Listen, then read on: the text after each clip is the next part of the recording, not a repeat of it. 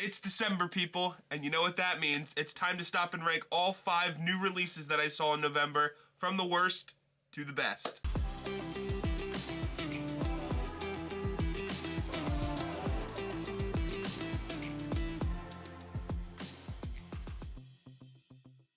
Hey there, my name is Caleb, and I love diving just a little bit deeper into our favorite TV shows and movies. If you can relate, drop down in the comments section and let me know what November movies you saw this month.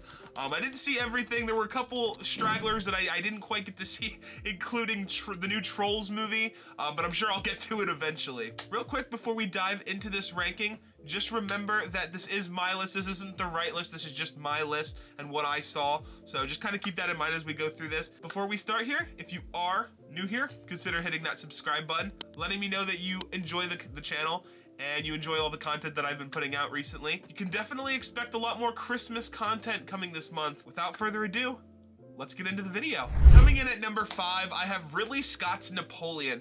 I went into this movie very excited because typically I wouldn't say I'm the biggest war film guy, but I definitely enjoy some of the historical movies that we get. Napoleon seemed like a great person to do it with, especially with Joaquin Phoenix as the lead here. And while I didn't have any issues with Napoleon in that sense, I feel like there were a lot of scenes where they were trying to give us something, but it ultimately just felt like the same rehash of other scenes. And for me, that's where the movie fell a little bit flat for me. Other than that, I think the movie had great visuals, especially great just like character on character moments, and of course I think that Joaquin Phoenix played the role of Napoleon perfectly. No complaints there. Coming in at number 4, I have The Marvels, actually, and this was a movie I could say that I was pretty scared to go into for a lot of months, and I was like, I don't know if this is gonna work.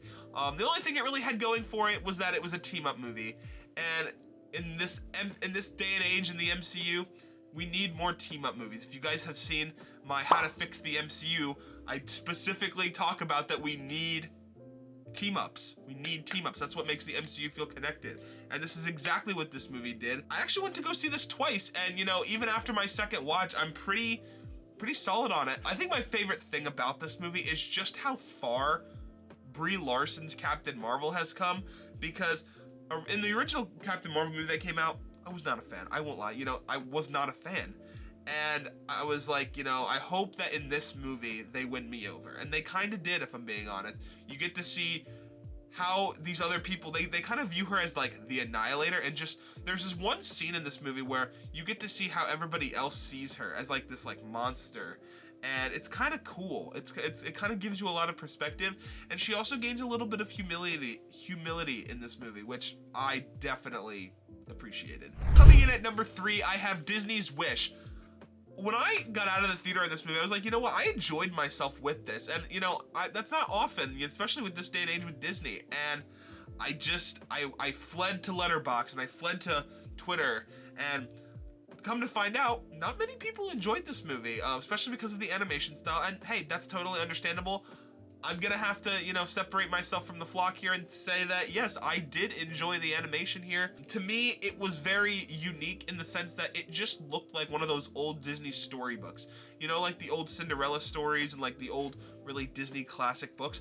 To me, every moment that I was watching this movie, that's what this felt like. It felt like I was like turning the page into like the next, love that part. I had like that like little paper-like feel to it, and I really liked that. I thought it was I don't know, I just personally liked that. But aside from that, I thought the story was okay. I didn't think it was like overly crazy or anything, but what won me over is some of the soundtrack I actually thought was pretty decent. The whole like townsfolk coming together against the problem was probably my favorite part of this movie.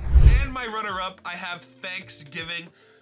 Easily one of my favorite surprising films of the year. I was going into this expecting, just that typical slasher horror that, never quite lives up to movies like Scream, right?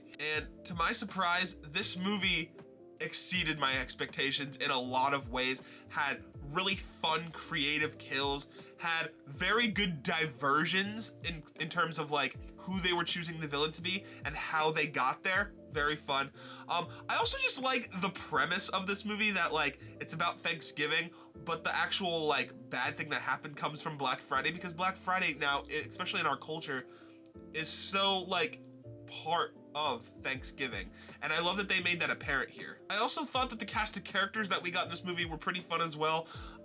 This just felt like a fun new age slasher, and it's proof that it can still be done. But easily coming in at my number one is Hunger Games: Ballad of Songbirds and Snakes. First time I went into this theater to watch this movie, I was already excited. I'm a huge Hunger Games fan. I'm ready to go. Show me what I want to see here. It just exceeds my expectations in every way. A big part of the Hunger Games movies for me is tone, and that very controlling feel of the Capitol and that resistance to it. And I love seeing, all these different tributes and how they are and how they react to the Capitol. Except this time, you get that twist of it by it being right near the Hunger Games' beginning. And especially, this is the Hunger Games. I think they just chose the perfect time for the Hunger Games, because I feel like the first one, they might not have established everything yet. By the 10th Hunger Games, we've had a few, and we're at this point where, hey, we're ready to start, having, make it like a show, make it entertaining, make it something people want to watch. And that's exactly what they did here. That's exactly what they did. And I just, from Lucy Gray, her songs in this movie, to the very patriotism. There was one guy, I think he was District 11, where he takes the flag down. That was a really great moment. And just seeing President Snow, Cornelius Snow, in that kind of situation where you get to see, how he really thinks and what he's willing to do for this societal life that he's created for himself. I also just love going back to the Hunger Games universe in general and kind of seeing the birth of Panem, so easily comes in as my number one. So yeah, guys, those are all 5 new releases that I saw in November. I would say, November was a pretty decent month for movies this year. I don't think there was necessarily a bad movie that came out. Even Napoleon was at least decent, and I had a good time with November. I'm hoping December is just as good. I know we have Aquaman coming up, movies like that, Silent Night. So I guess we will see what happens there. Leave a comment down below. What new November movies did you see? And what did you think of them? You might have seen some different movies that I saw. And let me know what December movies you plan on seeing, and let me know your ranking down below. I'd love to know all of that stuff in the comments. Until next time, guys, peace.